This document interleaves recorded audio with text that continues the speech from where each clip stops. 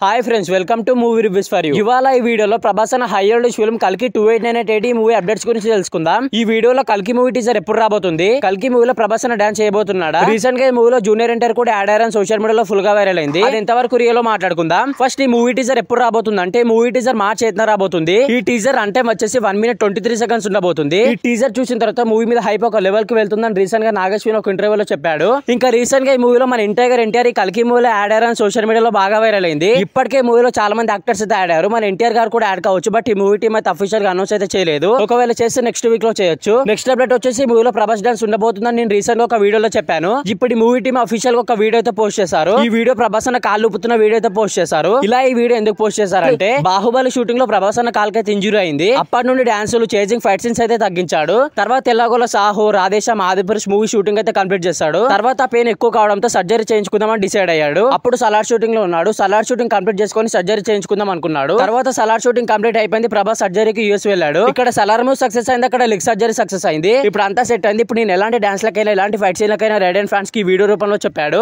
ఇప్పుడు అంతా సెట్ అయింది కాబట్టి ఇంకా కల్కి మూవీలో ప్రభాస్ అన్న విశ్వరూపం చూపిస్తాడు. మరి కల్కి మూవీ కోసం ఎంత మంది వెయిట్ చేస్తున్నారో కమెంట్ చేయండి. ఇవి కల్కి మూవీ అప్డేట్స్. వీడియో నచ్చితే లైక్ చేయండి, షేర్ చేయండి. ఇలాంటి మూవీ అప్డేట్స్ కోసం మన ఛానల్ ని సబ్స్క్రైబ్ చేసుకోండి.